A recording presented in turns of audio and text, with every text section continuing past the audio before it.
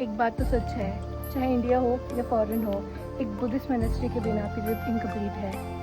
And अभी जिस जगह में हूँ, this is the famous Buddha statue of Hong Kong.